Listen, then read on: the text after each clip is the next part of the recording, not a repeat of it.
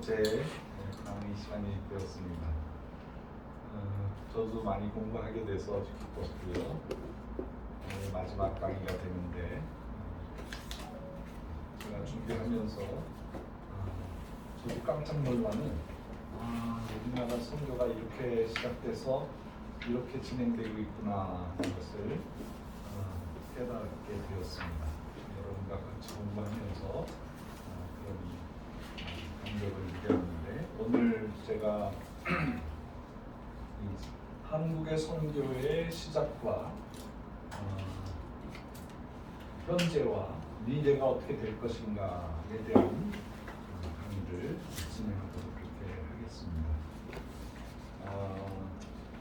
우리나라의 복음이 증거된 것이 지금 한 150년 전이라고 생각하고 있습니다. 150년 전에 복음이 들어왔는데, 역사가들에 의하면은 그 전에 정교가 들어오지 않았느냐 그런 기록도 있고요. 구출라프라는 그 네덜란드 선교사님이 우리나라 서해안에 있는 그 섬에 오셔서 복음을 전해주고 간 흔적도 있고요. 그리고 이것은 뭐 선교는 아니지만 일정 시대 때, 임진왜란 때 일본 사람들의 앞잡이로 당시에 그 캐토릭 신부들이 들어와서 우리나라를 캐토릭화 시키려고 했던 그런 기화도 있어요. 정상적인 선교가 아니죠. 그거는 우리 민족을 말살하려고 하는 아주 안 좋았던 선교의 한 예가 있습니다. 그리고 또 하나는 예수님의 직접 제자였던 도마가 자기는 예수님의 그 부활하심을 의심해서 내가 손가락으로 그 손과 옆구리에 창에 찔리는 데를 손으로 찔러봐야 내가 믿겠다. 굉장히 사실주의적인, 어떤 면에서는 과학적인 생각을 가지고 계셨던 분이죠. 실증주의자였었나 봐요. 이분이 그 부활을 경험하고 난 다음에 나 같은 사람은 땅 끝에 가서 복음을 증거해야 되겠다라고 생각을 해서 그분이 동으로 이동을 해서 그 당시에 문화 문명이 되었던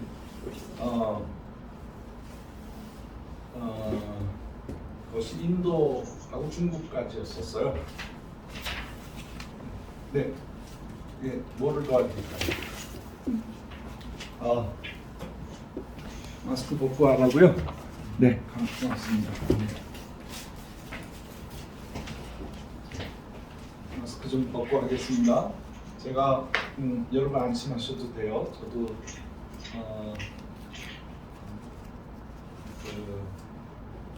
여러 번 이렇게 무슨 날 그것도 했고요. 3차례 접종을 해서 괜찮습니다.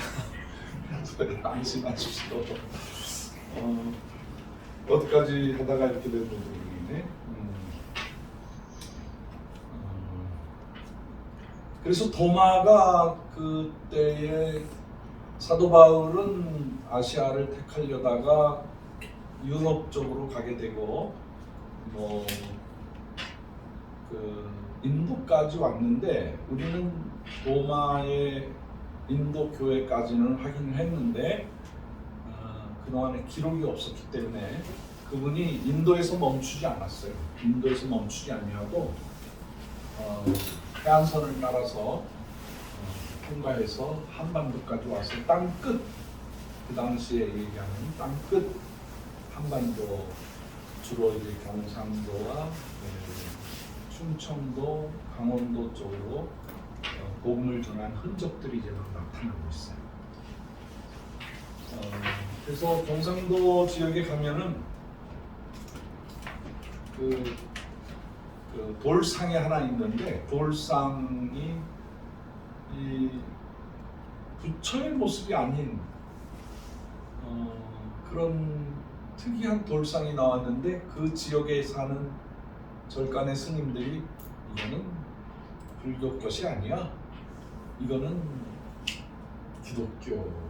기독교의 상이야. 그래가지고 그 스님이 주장을 해가지고 이 상이 결국은 도마의 상이다라고 이제 기록이 되어 있는 데도 있어요. 그래서 제가 작년 말에 그쪽 경상남도 쪽으로 해서 그 김해 쪽으로 남해까지 다니면서 그 도마의 행적이다라고 하는 그런 유적들을 많이 보고 왔습니다. 그러니까 우리 한국에 복음이 들어온 것이 150년 전, 뭐 300년 전, 400년 전이 아니라 2000년 전이라는 그런 학계의 이 엄청난 변화가 생겨나게 되는 거죠. 이거는 우리가 생각하는 선교의 상식을 뒤집어 엎는 예수님 시대의 제자들에 의해서 한반도까지 복음이 증거되었다, 복음이 연결되었다라고 하는 새로운 혁명적인 얘기입니다. 근데 이것이 이제 지금 학계에서도 굉장한 논란이 있어요. 불교 학자들과 우리나라 역사학자들과 기독교 학자들이 이 문제를 가지고 대화를 하는데 큰 대화가 있었죠. 이런 토론을 통해서 그 엄청난 일들이 있었는데 문재인 대통령이 되면서 새로운 공약을 했어요. 가야 문명을 좀 찾아서 우리나라에 새로운 가야 문화의 그 긍지를 가지고 하면 좋겠다. 그래서 예산을 수십 조를 만들어서 경상도 지역을 확 부흥시키려고 했어요. 그래서 불교 쪽에서는 아주 난리가 나는 거죠. 좋아가지고. 그런데 이 가야라는 것이 어떻게 시작됐냐면은 가야는 그 김수로 왕하고 허황옥 그 황후에 대한 거기서 나온 나라였거든요. 그래서 그 가야라는 거를 캐면 캘수록 기독교 문명이 나오기 시작하는 거예요. 그래서 수십 조의 돈을 들여서 이 가야 제국을 홍보하고 새로운 한국의 또 다른 백제, 신라, 고구려 말고 이 가야라는 국가에 대해서 큰 의미를 뒀는데 이게 한 발도 진척이 안 되는 거예요. 왜냐하면 기독교 사학자들이 이건 불교 문화가 아니고 이건 기독교 문화다라고 주장을 하기 때문에 이 불교 사람들이 반박을 못하는 거예요. 자료도 없고 캐면 캘수록 기독교 문화가 튀어나오니까 더 이상 진전을 못하고 있는 상태예요. 그래서 이것은 지금 공식 우리 기독교 사학자들도 조심스럽게 다루고 있어요. 그래서 우리 선교가 우리나라에 들어온 많은 그런 얘기 중에 20세기까지도 몰랐는데 21세기에 들어서면서 하나님이 굉장한 것을 깨우쳐 주세요. 그 동방의 박사들이 이렇게 이동을 하면서 예수님의 탄생을 경배하러 갔는데 이 사건조차도 우리 동방 박사들은 우리 동방에서 왔다는 거죠. 동방에 해 뜨는 곳에 흰옷 입은 백성이 별을 연구하면서 이분들은 그 길을 알고 있었다는 거죠. 그 밤에 별이 이동하는 것을 따라서 1년이나 2년에 걸쳐서 예루살렘까지 오게 하거든요. 근데 그분들이 누구냐 이거예요. 학자들이 그래요. 이분들은 페르시아 사람들일 것이다. 인도 사람들일 것이다. 그렇게 다들 얘기하는데 그러면 동방 박사라고 기록할 필요가 없다는 거죠. 페르시아 박사라고 해야죠. 인도 박사라고 해야죠. 근데 새로운 언어와 새로운 사람들이 와서 그 왕에게 와서 얘기하고 그러니까 막 긴장을 한 거죠. 그분들이 결국에는 그 신라 시대의 별을 공부하던 사람들이 왔다는 거죠. 황금을 많이 가지고 여행을 떠났기 때문에 황금을 조금씩 팔면서 여행 자비로 썼고 여행비로 쓰면서 좋은 물건들을 시베리아 파미르 공원을 넘어가면서 시베리아 그 사막을 지나가면서 좋은 물건들을 사서 이제 모략과 유향을 사가지고 예수님 앞에 바치게 됐다. 그분들조차도 우리 신라 시대 사람들이었었다. 그분들이 당시 천사의 음성을 듣고 소리 소문도 없이 사라져서 돌아오면서 메시아 사상을 가지고 오지 않았겠느냐. 메시아 사상을 가지고 한반도에 와서 있었겠잖아요. 여러 가지 우리나라의 복음이 증거되기 전에 우리가 역사적으로 지금 풀어내야 할 많은 과제들이 있어요. 아주 흥미롭잖아요. 굉장히 흥미로운. 이런 전설도 있지만 아무튼 공식적으로 우리나라에 복음이 들어와서 우리나라 사람들이 복음을 받아들이고 그 복음을 통해서 우주 전체에 일어난 가장 큰 놀라운 사건인 예수님과 만남을 갖게 됩니다.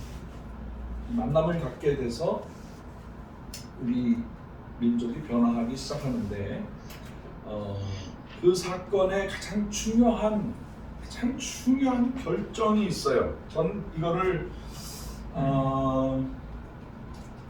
이게 굉장히 중요한 건데 1980년이라는 굉장히 중요한 제가 생각하면 우리나라의 분수령, 역사의 분수령이에요.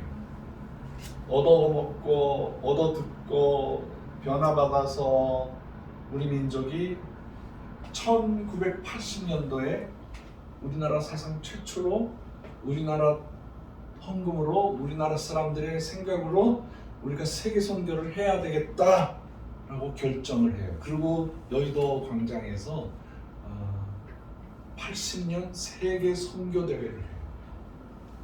그리고 거기에서 마지막 날 아주 걸출한 우리 영적 지도자였던 김중원 목사님이 세계 선교사로 나갈 사람들 일어나라고 그래요.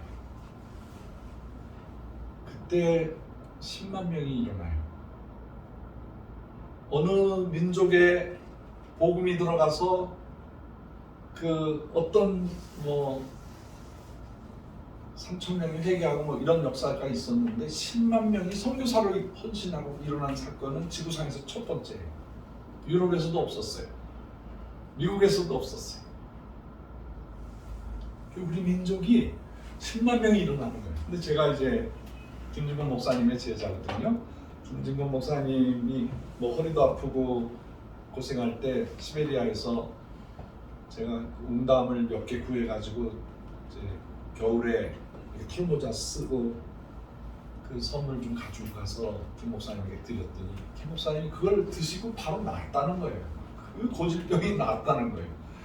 제가 고국에 잠깐 오면은 저를 불러가지고 참 그분이 대접을 하세요. 물론 돈은 제가 내죠. 어른한테 얻어먹을 수도 없고 충분히 그분의 마음을 아니까. 그래서 저에게 특별한 기도를 해주셨어요. 하나님 아버지, 이 박형서 선교사님을 통하여서 우리 민족의 10만 명 선교사 시대를 그 시대의 향도가 되게 해달라는 게 향도? 그 당시 향도라는 말이 무슨 말인지 기도받으면서 잘 몰랐는데 제가 사전을 찾아보니까 어떤 대열에서 계급도 높지 않고 그 대열 안에 있는 사람인데 속도를 조절하고 방향을 조절하는 사람이 향도예요. 방향 향자잖아요. 그래서 저더러 안수를 해주면서 돌아가시기 1년 전에, 소천하시기 1년 전에 저한테 한민족 10만 선교사 시대를 여는 향도가 되게 해달라고 그런 축복 기도를 해주셨어요. 굉장한 충격이었죠 저한테. 나 같은 것이 무슨 그 일을 감당할 수 있을까? 향도 10만 명 시대, 이게 저한테는 굉장히 충격이었죠. 어쨌든 저는 그분의 기도를 받았기 때문에 제가 능력이 있건 없건 그분의 기도가 이루어졌으면 좋겠어요. 할렐루야. 예, 우리 민족이 이제 복음을 받아들이고 난 다음에 첫 번째 한 행동이 뭔지 아세요? 선교사님에 의해서 선교가 되어졌는데 첫 번째 우리가 한 행동은 교회 건축이었어요. 교회 개척, 민족 복음화.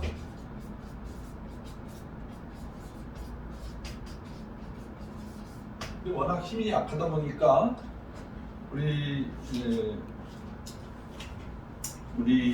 한국 교회가 이 일을 바로 감당할 수는 없었죠.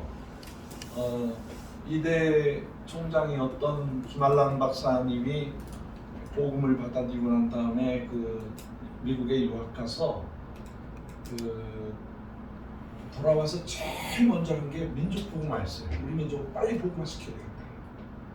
그리고 그 당시 영향들을 많은 신학자들과 부흥사님들 이런 분들이 받고 빨리 우리 민족을 복음화시켜야 되겠다 해서 복음화 운동을 했는데 몇몇 교회가 영락교회며 충영교회며 몇몇 교회가 지금부터 50년 전에 선교사를 내보냈어요.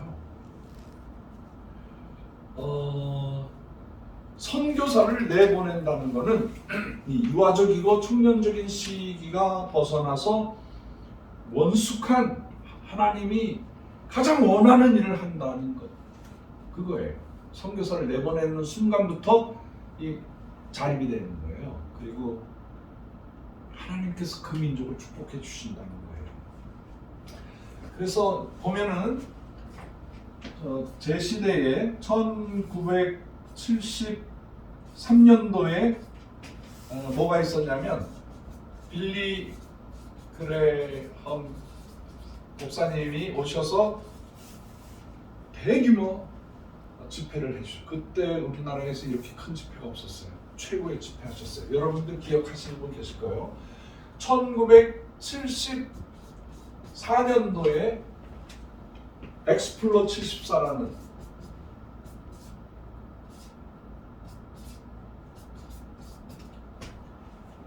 엄청난 대회가 있었어요. 우리 가슴이 뜨거워졌죠. 엑스플로 74. 그 다음 요 사이에 77 민족 복음화 대회가 있었어요. 이 77 민족 복음화 대회는 우리 민족이 민족 복음화를 이루는 마지막 부흥사들에 의해서 이루어진 사건이에요. 한국 교회가 미국 교회의 도움을 받지 아니한 유일하게 우리나라 헌금을 가지고 우리나라 강사를 통해서 이 큰 집회를 했어요. 그 다음에 정신을 차리고 1980년도 8월 달에 한민족 최초로 세계 선교대회를 한 거예요. 세계 선교대회를 한 거예요. 우리나라가 그동안에 우리 민족을 복주세요, 우리 잘 되게 해주세요, 우리 예수 전하게 해주세요, 이런 기도밖에 못했어요. 그러니까 시각이 내 가족, 내 교회, 내 민족 그거까지밖에 못 봤어요. 1980년대에 들어서 우리 민족이 세계를 선교하게 해달라고 10만 명이 일어났어요. 10만 명이. 김준범 목사님 얘기로 다시 되돌아가서 그때 10만 명이 일어났는데 내가 위에서 보니까 한쪽만 일어났다는 거예요. 한쪽만. 그 한쪽이 일어난 거를 사진으로 찍어서 그 공중에서 사진 찍어가지고 다 셌더니 10만 명이 됐다는 거예요. 그럼 일어나지 않은 쪽은요. 그래서 당신께서 그래요. 막 마이크에다가 더 큰 소리로 얘기를 했는데도 이쪽은 안 일어나고 이쪽만 일어나더라는 거예요. 나중에 알고 보니까 스피커가 고장이 났어. 이쪽이 스피커가 고장이 났어. 그러면서 그때 이쪽까지 일어났으면 20만 명까지 일어났을 텐데 그러지만 안타까워하시더라고요. 그 사건이 한민족의 축복과 저주가 갈라지는 변곡점이었어요. 변환점. 이제는 우리가 인류를 향해서 나갈 수 있는 성숙한 그리스찬이 된 거예요. 그때서부터 우리나라는 저주는 없어지고요. 계속 축복이 나타나기 시작하는 거예요. 세계 최고의 민족이 되기 시작하는 거예요. 미국보다도 더 퍼센테이지가 높은 선교사들이 나오기 시작하는 거예요. 제가 개인적으로 조사를 해보니까 1970년대에 선교사가 300명이 안 됐어요. 1980년대 초에 제가 사우디아라비아에 1984년도 5년도 그때 이제 섬겼는데 그때 선교사가 500명이 안 됐어요. 그래서 제가 500명이 안 되는 때에 선교사였었어요. 그런데 1980년 이 사건이 되고 선교사로 10,000명이 나가는 거예요. 예, 자 여기 비례점이 있어요. 자, 1980년대, 80년, 90년까지 선교사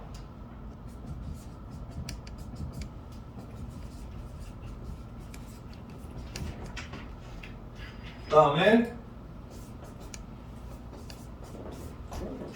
자 선교사가 10,000명이 나가니까 탈북자가 10,000,000명이 들어왔어요.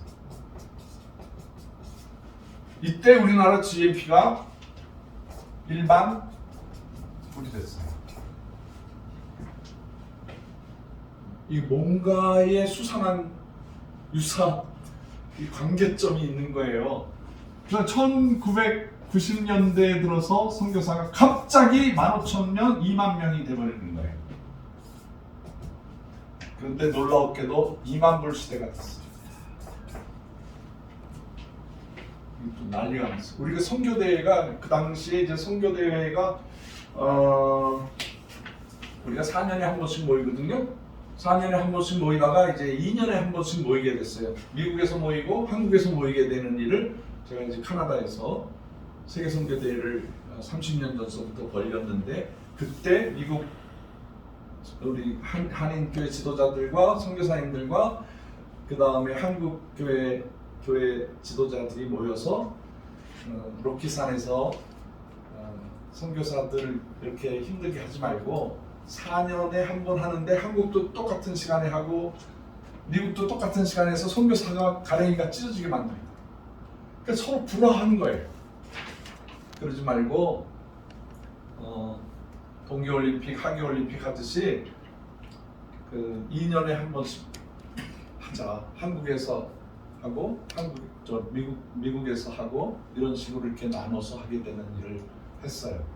근데 제가 캐나다에 이민을 가서 86년도에 이민을 가서 87년도, 8년도 계속해서 캐나다에서 최초로 세계 선교대회를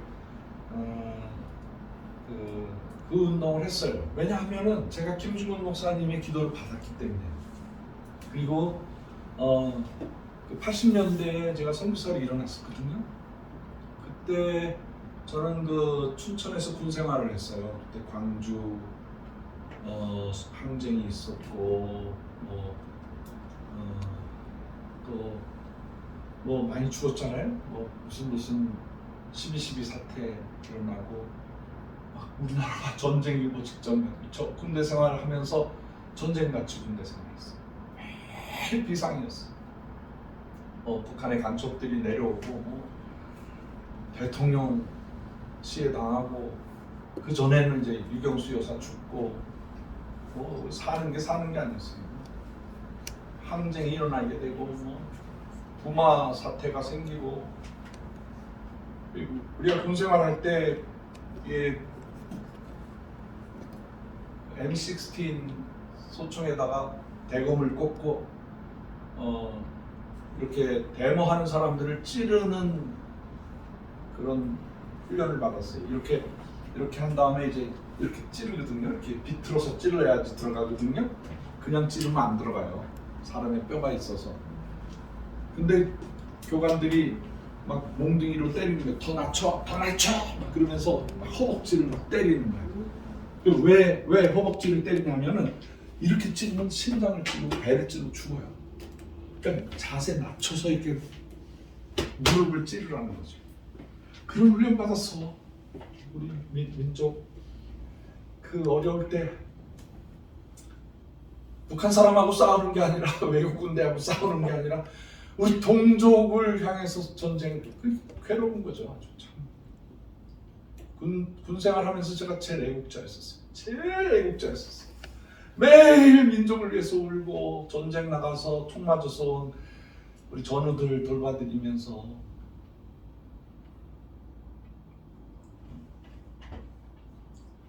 그 80년대에 제가 이제 상병이었는데 상병 때 갑자기 우리 여단장이 저를 부르는 거예요. 깜짝 놀라서 갔더니 국방장관이 자네에게 특령을 내렸네. 그래서 나 벌써 제대할 수 있나? 제대 특령이 아니라 귀사병은 민족복마와 세계 선교의 요원인 거로 여의도에서 모이는 80년 세계 선교대회에 참석하길 바람. 국방장관 주암게 그렇게 써서 그걸 주면서도 우리 중대장은 쩔쩔매고 여단장이 막 벌벌 떨면서 나한테 준 일주일 휴가를 받아서 선교대회에 참석해서 마지막 날 군복 입은 상태로 선교사를 헌신한 거예요. 그러니까 아주 굉장한 영광이죠. 제가 그때 그 대회에 나가서 선교사를 헌신을 한 거예요. 그것도 국방장관이 명령을 내려가지고.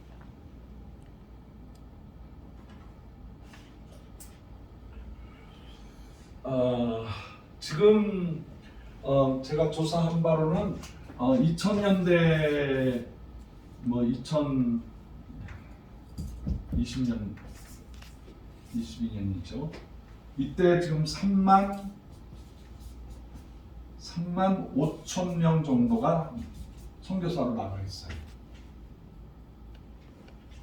그런데 똑같이 탈북자가 지금 3만 5천 명. 그리고 지금 GNP가 1인당 3만 5천 정도 됐어요. 선교사가 나가면 하나님께서 통일을 열어주시고 통일의 문이 가까워지는 증거이고 선교사가 나가는 만큼 우리나라 GNP가 높아져요. 선교사 5만 명 시대가 되면 우리 민족이 세계에서 5위 경제 대국이 되는 거예요. 우리가 GNP가 한 사람당 5만 불이 되는 거예요. 그래서 선교사 10만 명 보내는 시대가 오면 스위스보다도 더 높아지는 거예요. 유럽 어느 국가보다도 더 높아지는 거예요. 이게 정비례하고 있더라고요. 우리가 선교사 나가는 게 비효율적인 것이 아니라 민족을 살리고 세계를 살려내는 우리나라 경제가 어마어마하게 부흥하게 되는 역사가 나타나는 그게 하나님이 원하시는 일이다는 거예요. 깜짝 놀랐어요.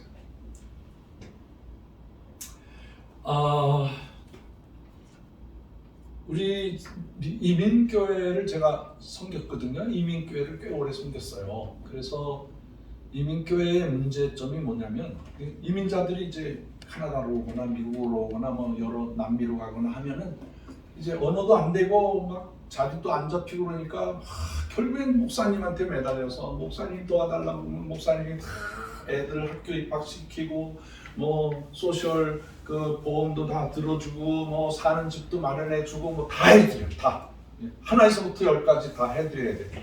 그게 목사의 자리였었어요. 공항까지 가서 누가 온다 그러면은 뭐 전혀 알지 못하더라도 뭐 짐 받아드리고 뭐 이렇게 해서 다 살게 해드리고, 그럼 이렇게 이제 그 사람도 동서남북 구별이 되면은 슬그머니 도망가. 왜? 목사에 대한, 교회에 대한 부채 의식, 믿음은 없고 도움은 받았으니까, 이게 주일날 가면은 늘 자기가 부채 의식이 있으니까 슬그머니 다른 교회에 도망가. 그거 섭섭하죠.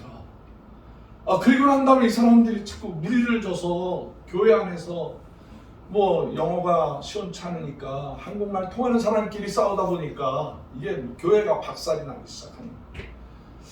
그래서 LA에서도 똑같은 현상이 일어나고 시카고에서도 똑같은 현상이 일어나고 뉴욕에서도 군소도시에 있는 한인 교회들이 전부 싸움에 말려드는 이민자들의 서름을 직접 느껴야 되는 거예요. 뭐 교회는 교회고 이민자들은 이민자들이 아니고, 이민자들이 겪고 있는 아픔과 갈등은 교회로 바로 들어오는 거예요. 그러니까 교회가 엄청 괴롭고 갈라지고 싸우고 이렇게 되면서 이민교회 목사님들이 이거 아니다, 우리가 여기 와서 이민자들의 뒤치다거리 해주는 건 좋다, 그러나 이것이 아니지 않느냐, 이게 뭔가 이 본질적으로 교회가 잘못됐다는 걸 깨달았어요. 그래서 거기에 그 몇몇 목사님들이, 뭐 여러분 다 아시는 목사님들, 감리교 목사님들, 성결교 목사님들, 장로교 뭐 이런 목사님들이 야 우리 한번 모여라. 그래서 뉴욕에 모였어요. LA에 모였어요. 모이면서 이 문제를 어떻게 해결할 것인가, 이 이민 사회의 이 아픔을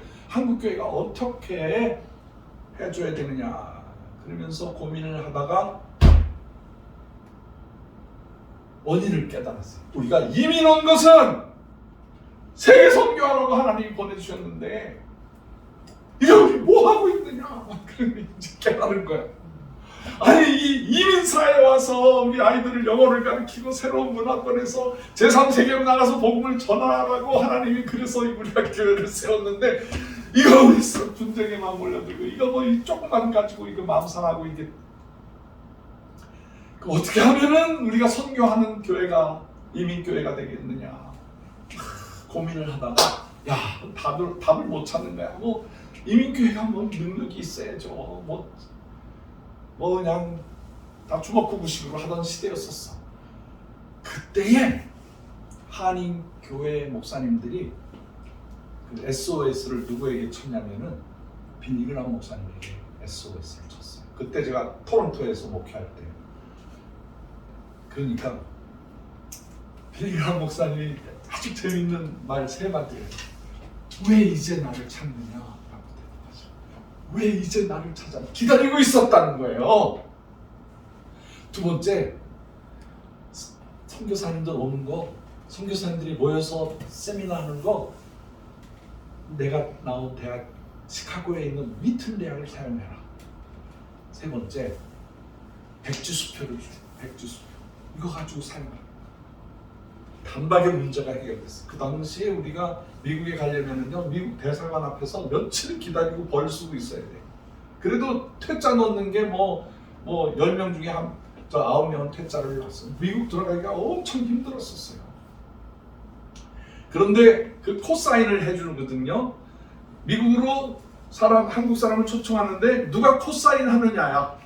근데 그걸 전부 빌리그람 목사님이 직접 자기 만년필로 다 사인을 해서 이민국에 보내가지고, 그때 해외에서 들어오는 선교사님들 100%가 다 들어와.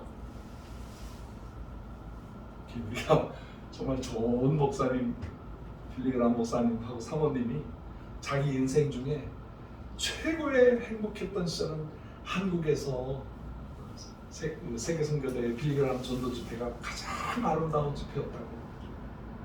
돌아가시기 전에 통일됐으면 아마 평양에서 그 집회를 했을 텐데, 그래서 1988년, 그러니까 한국은 1980년대 세계 선교대 붐이 일어나기 시작했고요. 미국은 1988년도에 미국 목사님들이 연합을 해서 그러면 선교사님들이 와야 선교의 붐이 일어나지. 목사님들이 아무리 선교하자 그래봐야 목사님이 선교를 얼마나 알겠어. 현장도 모르시는 목사님들이 뭐 선교 운동을 어떻게 일으켰어.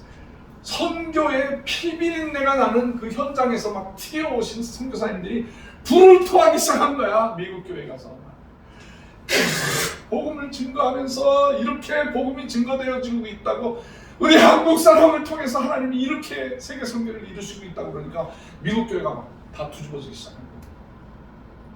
그래서 4년에 한 번씩 모이기 시작해요. 1988년, 1992년, 1996년 막 이렇게 하면서 지금 몇 차까지 가냐면 이제 9차,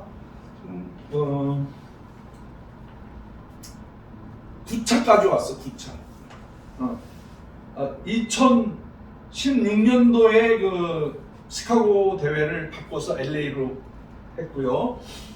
그 다음에 2020년도에 LA에서 하느냐 뉴욕에서 하느냐 결정을 못하고 코로나 때문에 멈췄는데, 네, 선교사님들이 그러면 우리가 한국에서 하겠다. 그래가지고 한국 포항에 있는 한동대학에서 선교사님들 모여서, 코로나 때문에 일반인들은 참석 못하고 대학생들하고 선교사님들이 모여서 선교대회를 했어요. 그게 9차 세계선교대회였었어요.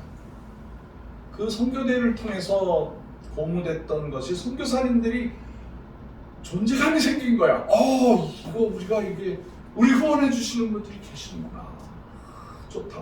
그러면서 미국을 샅샅이 다니면서 그 선교대회 끝나고 난 다음에는 그 선교사님들이 아는 이민교회들을 다 흩어져서 그 교회를 뒤집어 놓기 시작해요. 그 교회를 선교 전략화시키기 시작해요. 그래서 선교대회 끝나고 난 다음이 더 뜨거웠어요.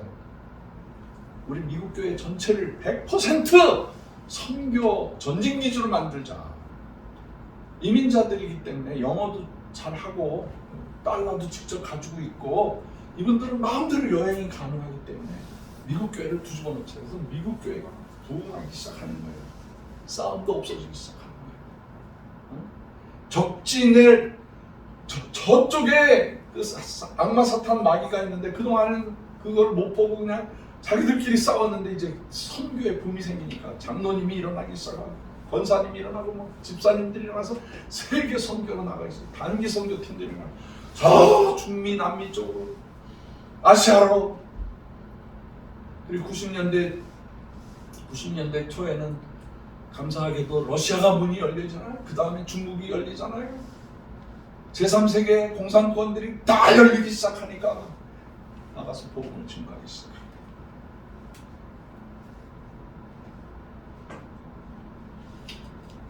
우리 민족이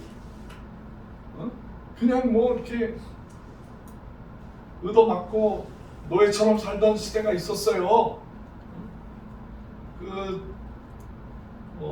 조선 다이너스티, 조선 시대의 왕들에 의해서 탕가놀이들에 의해서 눌려 살았지요. 일정 시대에 일본 사람들에 의해서 눌려 살았죠.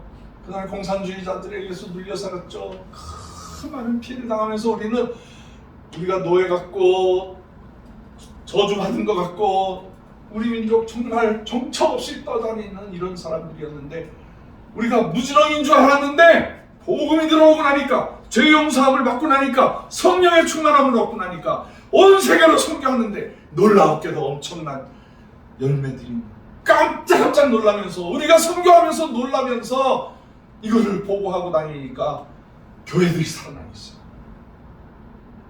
세계 최고의 교회가 되버립니다.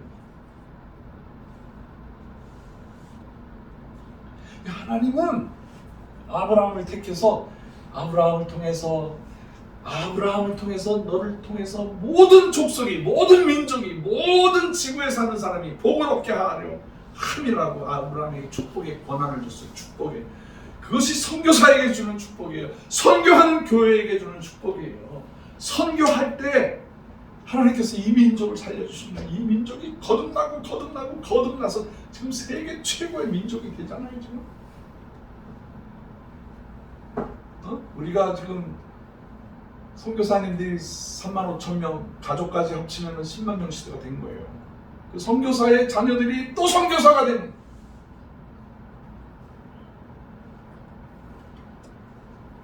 지구 끝에, 저 끝에 뉴스거리도 되지 않는 그런 땅끝에 사는 그런 흑인 마을, 그 가난한 아시아 사람들의 마을까지 가서 선교사님들이 그분들 끌어안고 그분들에게 복음을 증거하는데 그 정보가 다 한국으로 들어오는 거예요. 지구 끝에 어디에 살든지 선교사가 선교보고 하면은 그 나라를 알게 되는 거예요. 그 나라의 역사, 그 나라의 아픔, 그 나라의 모든 상처들을 다 알게 돼서 그 인류를 끌어안을 수 있는 정보가 생겨나는 거예요.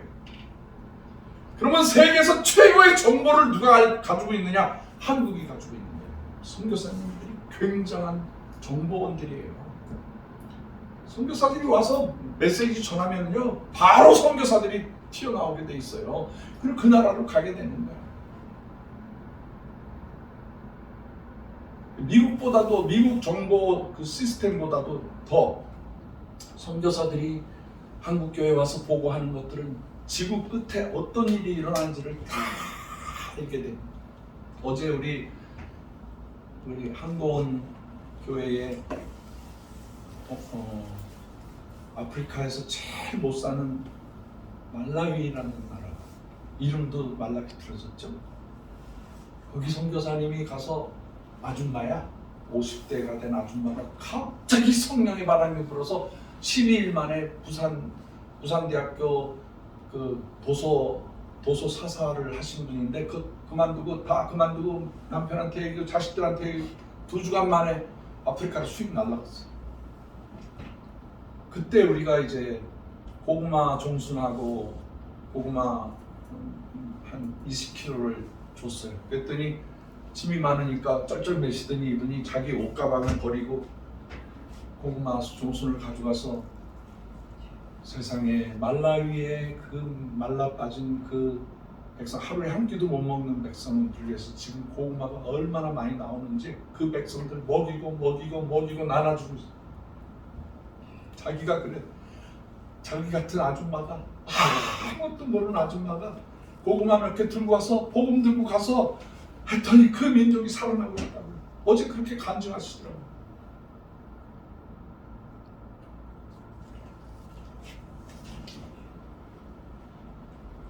선교를 해도 되고 안 해도 되는 것이 아니라 선교를 해야 살아나는 거예요. 선교해야 살아나는 거예요. 선교하셔야 돼요. 왜 헌금해요? 왜 예배드려요? 왜 축복기도 받아요? 왜 대표기도 해요? 선교하기 위해서, 우리 선교하기 위해서. 교회 예배를 위해서, 예배만을 위한, 예배만 목적이다. 그 얼마나 하나님 앞에 예배의 거룩성만 생각하고 이렇게 예배드려야 된다, 저렇게 예배드려야 된다, 뭐 이때는 일어나야 되고 이때는 앉아야 되고 뭐 이때는 똑같은 소리로 뭐 교독을 해야 되고 그거 해야지, 거룩하게 해야죠. 그러나 그게 목적이 되어서는 선교하기 위해서 존재해야 됩니다. 모든 공예배가, 모든 새벽기도가, 모든 금요 집회가, 수요 예배가 선교하기 위해서 모여야 됩니다. 선교하기 위해서 헌금해야 되는 거예요. 선교하기 위해서. 남은 인생에 생명을 들여서 해야 됩니다. 선교하기 위해서는, 생명을 살려내기 위해서는 생명을 들여서 해야 됩니다. 매너리즘에 빠지는 것도 아니고, 선교사가 매너리즘에 빠질 기회도 없어요, 사실. 장로님도 선교해야 되고 목사님도 선교해야 되고 모든 직분을 가지고 있습니다.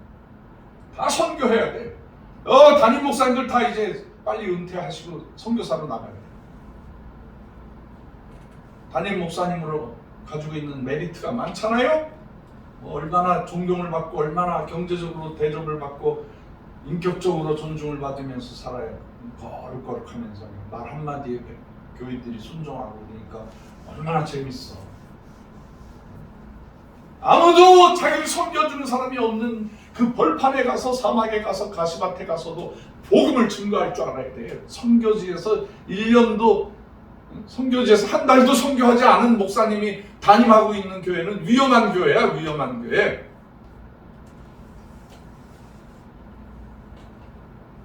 선교사를 종으로 알고 얼마나 잘못된 사람. 아유, 선교사님 감사합니다. 제가 선교사로 나가야 되는데 선교사님이 먼저 나가주셔서 감사합니다. 저희가 잘 섬길게요. 그래야 될 거 아니에요? 그래요? 안 그래요? 그러한 교회를 하나님이 축복하시는 그러한 교회. 우리 그래서 성악하신 우리 형제님 여기 계시네. 오늘 제가 특송 하나 시키려고 그랬는데 이거 아쉬워. 네, 아쉬워요. 다음에 한번 특송 한번 해주세요. 저희 모임에 와서도 한번 해주시면 좋겠고. 제가 존경하던 그 영적 지도자 중에 그 김중건 목사님은 늘 선교사 집회에 와가지고 아이고 여러분 죄송합니다. 제가 선교사로 한 달도 선교사도 못한 이런 참 정말 여러분 앞에 부족한 사람입니다. 그러면서 그냥 막 쩔쩔매면서 설교를 하셔. 선교사가 하면은요 그 바쁘신 분이 다 멈춰놓고 선교사 제일 먼저. 뭐 요즘에 말이 많지만은 그 김삼환 목사님도 만나려면 몇 시간을 기다리고 예약을 해야 되고 막 가면은 뭐 별 1개, 4개, 뭐 이런 사람들 국회의원들 기다리고 뭐 이런 거 기다리고 있는데 선교사들 왔다 그러면은 그분이 맨발로 나와가지고 쇼맨십이기도 하겠지만은 진짜 맨발로 나와서요. 아이고 선교사님들이 오셨는데 잠깐 기다려주세요. 선교사님 먼저 세치게가지고 모시고 들어가. 그런 경험을 했어요. 야, 이거 큰 교회 할 자격이 있다. 그 자세는 됐어. 그 외에 뭐 좀 부족한 점은 내가 얘기 안 하겠습니다. 네. 그분에 대해서 존경심도 있고 안타까운 면도 있고 그러는데 어쨌든 선교사에 대해서 한국 교회가 가장 존중해 줘야 돼요. 실패하고 온 사람도 존중해 줘야 돼요. 성질 더러운 사람도 개성이 강한 사람도 선교지에서 왔던 그 상처를 가지고요 그냥 뭐 그 고통당하고 있는 선교사님들을 한국 교회에 끌어안아줘야 돼요. 저놈 나쁜 짓 해서 저놈 실수해서 저놈 잘라버려! 이렇게 안 했으면 좋겠어. 그래서 저는 나중에 그래요. 지금 결론 부분에서 얘기할 수 있겠지만 제가 세우는 주의 동산이라는 프로젝트가 있거든요. 거기에 선교사님들의 센터를 만들려고 해요. 선교사님들이 오시면은 저희들이 섬겨드리고 싶은 거예요. 그 중에 어떤 사람을 섬겨야 성질 더러운 사람, 선교지에서 사고 무지무지 많이 친 사람, 회복이 불가능한 사람, 선교지에서 얻어맞고 박해받고 병들고 이런 분들 모시고 싶어. 슈퍼스타 같은 선교사는 안 왔으면 좋겠어. 응? 여기 가도 인기 저기 가도 인기 막 이러신 선교사님들이 있어. 말이 하는 사람이 있어. 응? 뭐 사역도 잘하니까 말도 잘하겠지. 근데 반대로 사역은 못하는데 이것만 잘하는 사람이 있어. 또 사역은 잘하는데 이 말 못하는 사람들이 있어. 그런 여러 가지 그 성실하지 못한 사람이 있고 성실한 선교사가 있는데 상처받은 선교사님들은 다 모여서 치유하는 치유센터를 하고 싶은 거예요. 그것이 민족 통일로 가는 길이고 그것이 세계 선교 예수님의 재림을 앞당기는 길이기 때문에 저는 선교사님은 무조건 존중해요. 선교사님이면 교단도 안 물어봐. 축복기도 시키기 위해서 안수 받으셨죠? 그러면 안수 받았다고 나와서 축복기도 하세요. 존중해 드리는 거예요. 요즘에 코로나 때문에 선교사님들 왔는데 누가 부릅니까? 교회에서? 저는 코로나 생기기 전에 매 주일마다 나가서 집회했어요. 이거 얼마나 재밌어. 코로나 생기고 나니까 선교사 안 불러. 그냥 선교사가 전화해도 네네네네 그러면 끊어. 선교사님 갈 데가 없어. 선교지에서 있을 수도 없어서 왔는데 한국교회가 안 받아줘. 근데 그분들 오시면은 제가 제일 먼저 아우 어서 오세요. 아이고 잘 오셨어요. 그냥 막 대접해주고 뭐 이렇게 하니까 선교사님들이 좋아가지고 처음에는 이렇게 멀쩡한 이렇게 사임인가 저 뭐지 이단인가 이렇게 보던 사람들이 이제는 막 몰려들어. 매 주일마다 선교사들이 모여지기 시작하는 거예요. 따뜻하니까 자기를 인정해 주니까 자기 상처를 아니까 내가 실수해 봤기 때문에 내가 상처가 있기 때문에 그 마음을 다 알거든. 선교사님들의 속 내용을 다 알거든. 그러니까 그분들이 저를 좋아해요.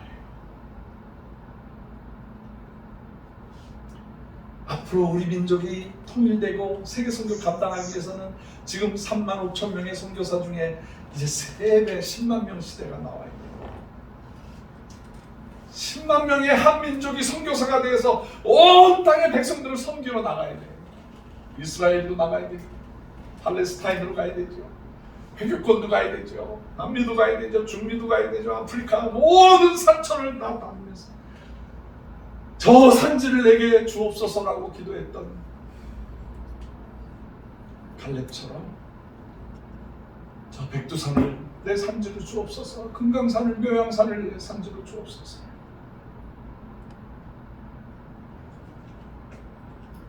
제가 예언합니다.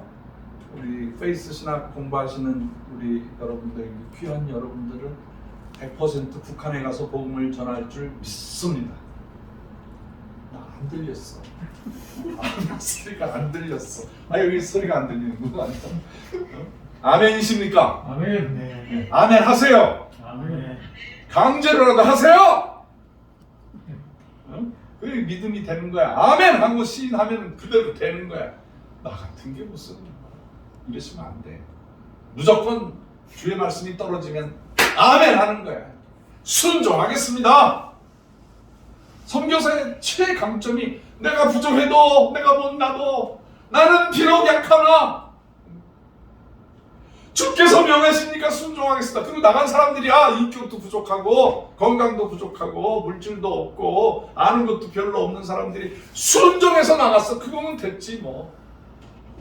그분이 뭐 인격이 고매해야 돼? 설교를 잘해야 돼? 선교지에 가서 무슨 설교가 필요해? 말씀만 그대로 전하면 되는 거죠. 다른 말 할 거 없어. 성경 말씀만 전해주면 그분들이 알아서 설교하고 그분들이 알아서 전도하고 그러는 거예요. 그냥 말씀만 심어주면 돼. 얼마나 쉬워.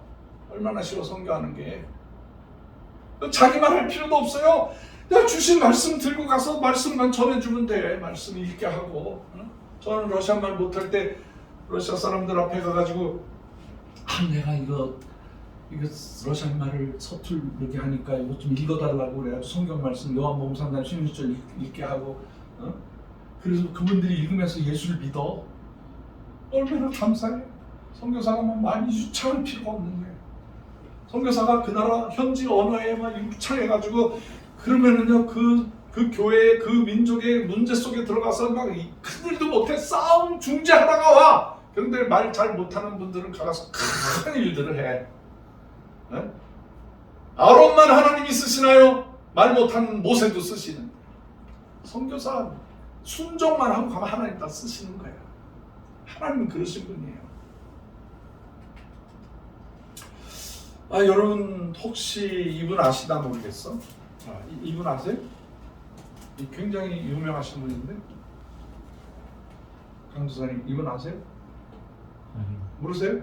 자 여기 우리 저 중으로 보시는 혹시 주기철 목사님? 주기철 목사님 비슷해요? 네. 이분이 저희 외할아버지세요. 저희 외할아버지인데 우리 외할아버지가 5살 때 연병에 걸렸어. 그래서 연병에 걸려서 이제 죽게 됐어요. 그래가지고 이제 그 당시 충청남도 뭐 전라북도 그 당시에는 이제 경계선이 좀 불명해가지고 거기서 살면서 이제 그 당시에 애들이 죽으면은 어디다가 묻었냐면은 이렇게 항아리에다 넣어서 네, 어른이 죽으면은 항아리 2개를 이렇게 연결해가지고 그게 내 가면은 전라도 경상도 그 지방 사람들은 그 사만에서 그 장례법이 항아리 2개였었어. 어른은 항아리 2개, 애들은 그냥 항아리에 쏙 들어가니까. 그래서 지게 준비하고 가만히 준비해가지고 이제 얘가 숨이 딱 끊어지면은 갖다가 묻으려고 그렇게 하고 있는데 어떤 그 동네 아줌마가 막 와가지고 세댁 유명한 점쟁이가 왔대. 가봐. 그러니까 혹시 점쟁이가 살려낼지 몰라가지고 그 축 늘어져 있는 자기 아들을 이렇게 해가지고 그 점쟁이한테 갔대요. 무당이죠, 무당. 그랬더니 무당이 들어오는 거 딱 보더니 이거는 뭐 돈 복채를 받을 입장은 아니고 보니까 이거 뭐 이 형편없는 아줌마가 애 살려달라고 오니까 이 무당 아주머니가 그냥 이렇게 지나가는 말로 틀렸거든 그러더래요. 틀렸더니 갖다 묻으라는 거지. 그래서 그나마 요만한 희망을 가지고 갔는데 틀렸군. 그러니까 이렇게 되돌아가는데 이 무당이 신령했나 봐요. 뒷꼭지에다 대고 저 서양 귀신한테 나가봐 그러더래요. 그래서 서양 귀신? 그래가지고 물어보러 가보니까 서양 귀신을 만났어. 이 서양 귀신이 막 코가 막 우리 반 왕코보다 더 크고 막 눈이 푹 들어가고 막 머리가 막 이상한 색깔이고 그 사람이 애를 달라 그러는 거야. 전염병으로 이렇게 막 팔다리가 힘이 빠진 아이를 안더니 막 머리에다 손을 얹고 막 뭐라고 하려고 이놈의 뭐 징이셨어 그러면서 못 알아듣는 말로 막 주문을 외니까 더 불안하더래. 더 불안하더래. 무당 앞에 나가면은 덜 불안했는데 서양 귀신이 말도 뭐 이상한 말로 막 괴상한 사람이 막 이렇게니까 아유 저러다가 우리 애 죽겠다 그런 생각이 들더래요. 근데 그날 저녁에 이 아이의 열이 싹 나왔어. 할렐루야. 이분이 선교사님이었어. 이분이 선교사님이셨어. 이분의 이름이 부위엄 선교사님이셨어. 자, 부시였냐고? 네, 부시였었어. 브루스 윌리엄 선교사님이 한국 사람들한테 친밀하게 다가가기 위해서 한국 이름을 만든 거야. 자기 이름 비슷하게. 부위엄 선교사님이 충청남도와 지금의 행정구역으로 충청남도와 전라북도에 오셔서 큰 섬김을 하셨던 선교사님이세요. 근데 이분에 의해서 우리 이 할아버지가 5살 때, 5세 때 기적 신유의 역사를 체험한 것입니다. 그걸 보고 우리 할아버지의 어머니, 할아버지의 할머니가 동시에 예수를 믿어요. 이거 한국 교회에 이거 흔치 않은 일인데, 그냥 자 보세요. 고조 할머니, 증조 할머니, 할아버지, 아버지, 어머니, 제가 몇 대야? 보고도 몰라? 5대. 5대. 그리고 내 아이는 우리 찬양이, 찬송이, 찬미는 6대. 내 손주들은 7대야. 우리 집안이 기독교 7대 가정이에요. 저를 우습게 보시면 안 될 것 같습니다. 그렇죠? 기독교 7대 가정이야. 이건 200년 지나야 생기는 거야. 하나님이 이런 기적을 주셨어요. 이 할아버지가 전라도 지역 온 충청도 지방을 다니면서 교회를 개척해 선교사님 따라다니면서 23살에 장로가 돼. 대단하신 분이죠. 여러분, 아까 이 할아버지의 그 사진을 보고도 못 알아보시길래 내가 굉장히 섭섭했어요. 근데 강도사님이 이건 뭐 누구? 추기철 목사님 같다 그래서 위로를 받았어. 이거 우리 식구들도 이 소식을 전해주면 그냥 멀뚱 들어요. 근데 이 가문이라는 게, 우리 장로님 몇 대 가문이세요? 응? 장로님 몇 대 가문이야? 몇 대야 본인이? 순조트. 네네네. 3대? 2대? 2대지. 왜 계산을 해? 그거 알고 있어야지. 응? 장로님 2대. 그러면 자식은 3대. 그럼 손주는 4대 집안이네. 장로님 대단한 집안이네. 4대 집안까지 이뤘어. 아브라함과 이삭과 야곱만 3대만 예수 믿게 하면은 집안이 3대만 예수, 굉장한 집안이에요. 그러니까 하나님께서 그러시잖아.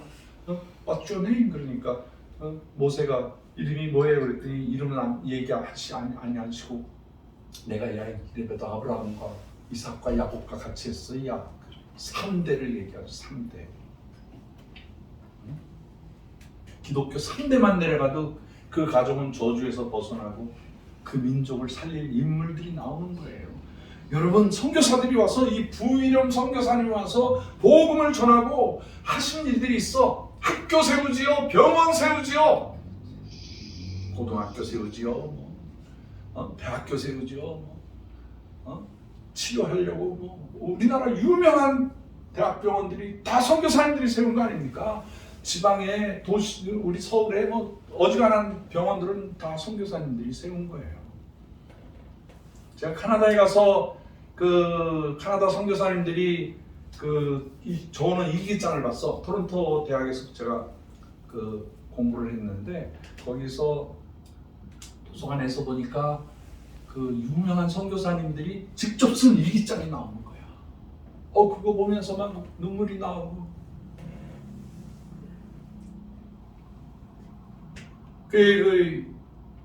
우리나라 임금의 주치의를 하신 분이 계셔요.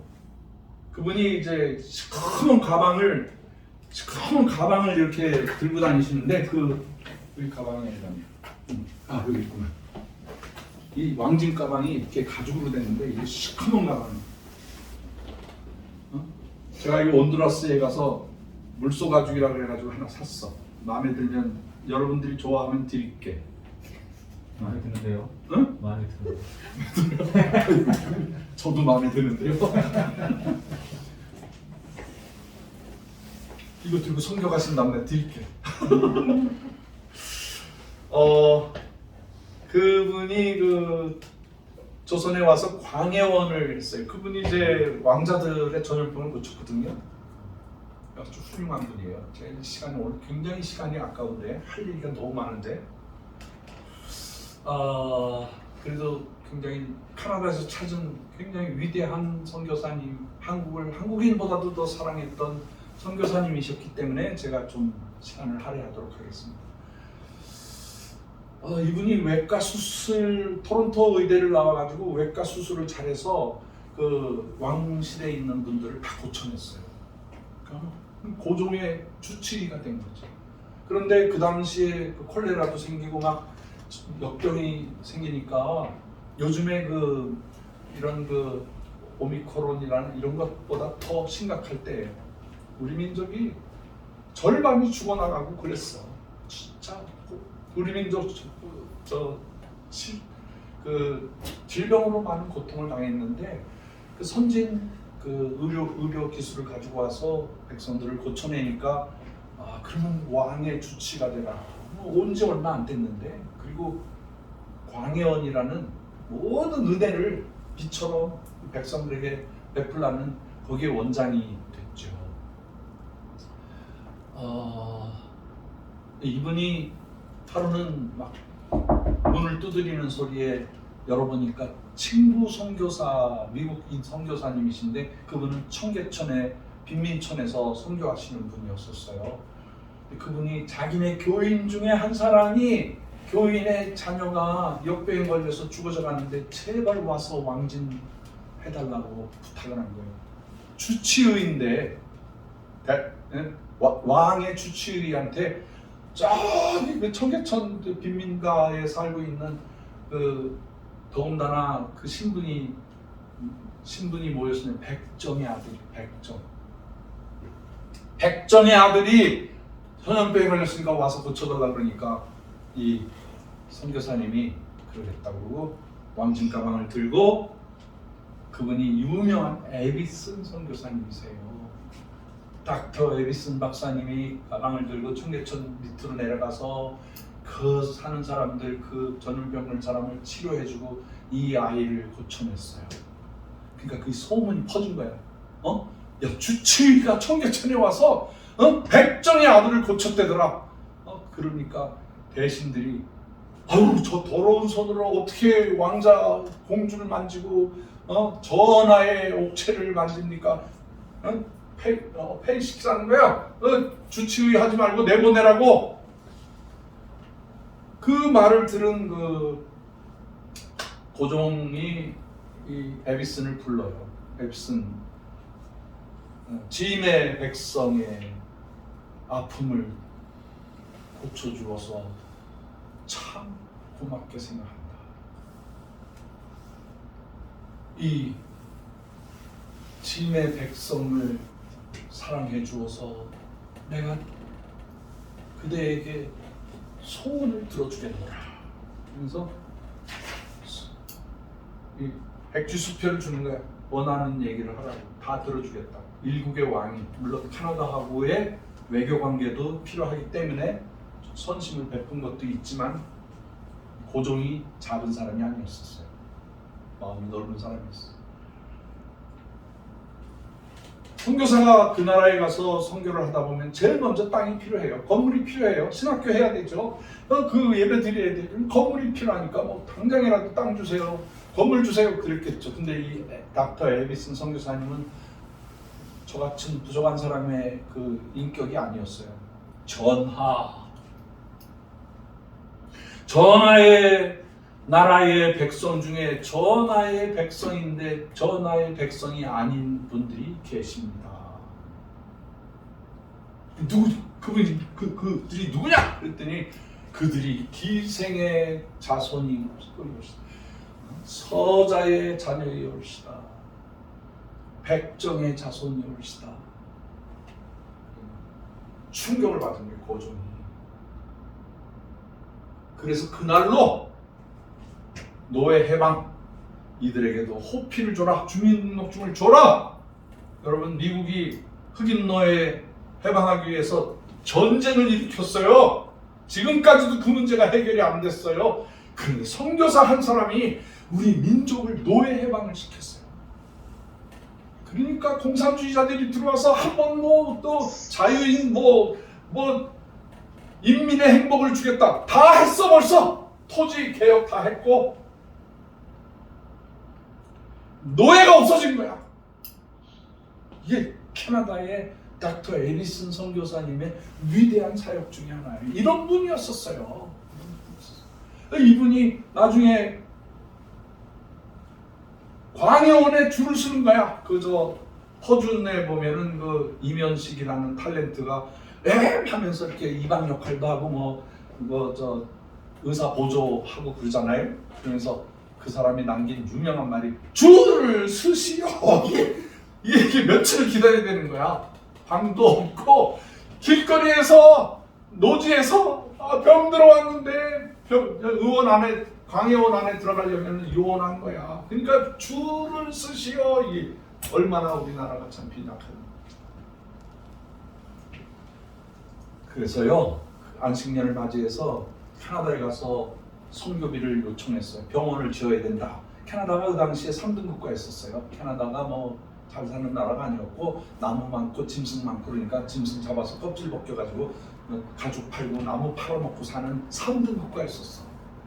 그래서 미국에 가서 이제 하니까 좀 돈이 벌렸어요. 어느 집회를 가서 간절히 원했어요. 조선이라는 나라가 있는데 이 백성들이 병들어 죽어갑니다.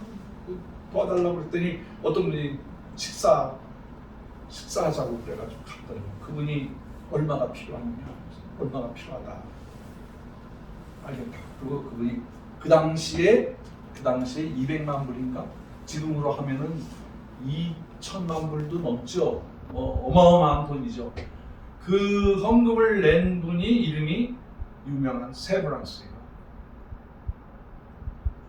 그래서 연희 전문학교가 선교사가 세운 연희 전문학교가 그분이 헌금을 내가지고 그걸로 대학 캠퍼스를 넓히고 서울역 앞에 커다란 그 병원을 세우잖아요. 세브란스 병원을 세우잖아요.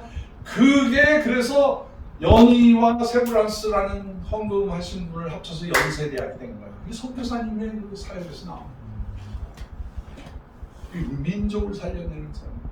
선교사라는 것은 그 민족을 살려내고 그 민족의 100년 뒤를 바라보고 하는 사람이에요. 시각이 100년을 바라보고 일을 하는 사람이에요.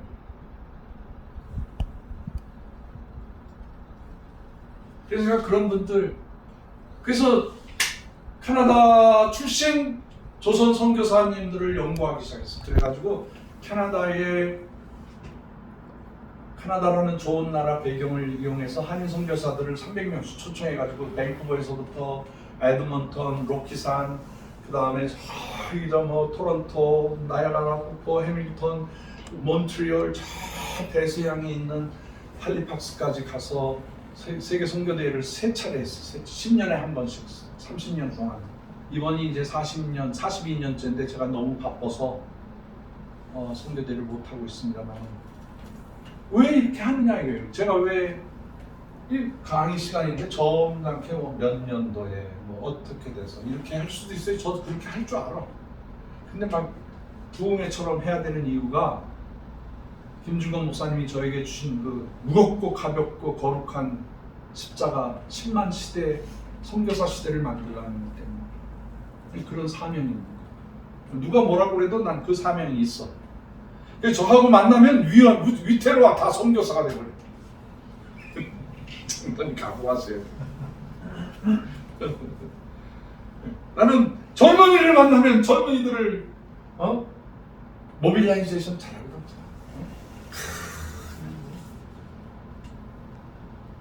선교사 다 보낸 뒤에서 우리 영상을 찍고 있는 여기 궁정교회 권사님이신데 이제 60대 중반이시거든요. 조금만 반 청강을 해가지고 좀 지나면 이제 선교사를 보내야지. 선교사 시대를 열어요. 선교사 전성 시대를 만들어놔요.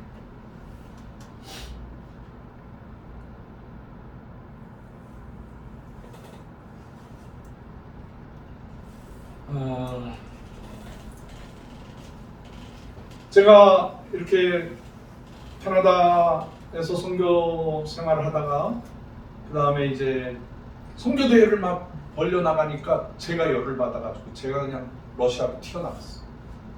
러시아도 벌써 31년째 선교가 됐고 북한 선교는 이제 7년, 8년째 됐고요. 북한 선교를 마치려고 했더니 하나님께서 세계 선교까지 감당하고 그래서 지금 우리가 40여 국가의 선교사님들을 우리가 후원하고 미팅을 하고 있어요. 연관성을 가지고 있고 이게 120나라, 260개 나라 그 곳곳까지 우리가 선교사님들을 섬길 생각을 하고 있습니다. 저는 이제 이 5살짜리가 예수 믿고 하나님의 종이 되고 그 후손 손자 제가 이제 외손자인데 외손자로서 100년 전 우리 민족에게 나타났던 이 사건이 제가 우리 가문에서 첫 번째 선교사가 됐어요. 그래서 저는 선교사로 가서 죽어도 괜찮다고 생각하는 거예요. 내가 사우디아라비아 선교사로 갔는데 뭐 나 죽이겠다고 그러더라고요. 그래서 죽여라 그랬어요. 죽음이 안 들어. 난 선교사에 의해서 구원받은 가정이니까 선교사 하다가 죽어도 좋다야. 아무것도 두려운 게 없어. 하나님만 두려워하지 난 사람은 두려워하지 않아. 어떤 나라도 두려워하지 않아. 북한에 갈 때도 북한 애들이 나를 얼마나 힘들게 하는지 몰라요. 꼭 뱀굴에 들어가는 것 같아. 뱀굴에. 얼마나 별로 그렇게 기분 좋은 그런 여행은 아니에요. 그러나 북한에도 들어가고 땅 끝으로 들어가고 아프리카도 들어가고 막 들어갈 수 있는 것은 하나님께서 나를 사명 주셨기 때문에 내가 들어가기만 하면 저 민족이 복음화될 것이라는 확실한 사명이 있기 때문에 들어가는 거예요. 땅끝 어디든지 주님 명령하시면 들어가는 거예요. 그리고 제가 이제 60대 중반 넘어갔는데 이제는 이제 현장에서 일하는 것도 중요하지만은 앞으로 저의 동역자들을 만들고 동역자들을 세계 선교사로 내보내고 후원하고 지원해드리고 찾아가고 우리 선교사님들을 후원하는 그런 선교 기구를 만들고 싶은 거예요. 하나님이 저에게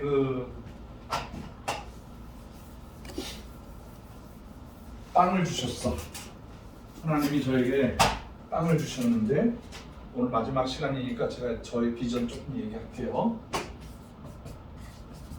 주의 동산이라고 여기가 이제 구파발역 이게 이렇게 지나가는데 여기가 지충역이 있어. 지충. 여기에 갑자기 여기 전부 다 그린벨트 지역인데 8,000 주택 아파트가 생겨난 거예요. 아이고 세상에, 조금 전까지만 해도 땅값이 형편없었는데 갑자기 여기가 신도시가 되어버린 거예요. 그리고 뭐 근린 뭐 아파트에 사는 사람들 필요한 가게들이 1000세대가 들어오는 거예요. 1000세대. 거의 둘, 셋, 넷, 만 세대가 들어온 거야. 그러니까 거의 4만 명 이상이 살게 되는 도시가 됐는데, 이 사람들이 여기가 구파발이 있고 여기가 삼성역이 있으니까, 이 주변에 옛날 교회들이 있으니까 종교 부지를 하나도 안 만들어 놓은 거예요. 장난이 그래야 안 그래요? 종교 부지를 무시하고 아파트만 쳐놨어, 세상에. 근데 지축역에서 500m 정도야. 500m. 여기에 산이 하나 있어, 산이. 악산이야. 40도 높아. 거기 한번 올라갔다가 내가 미끄러져가지고 그냥 대굴대굴 굴러서 지금도 여기가 어깨가 빠져 있어요. 이거 잘 못해. 1년 동안 아파요, 지금도. 그래서 아유, 내 십자가다 그러고 지내고 있는데, 여기에 1,500평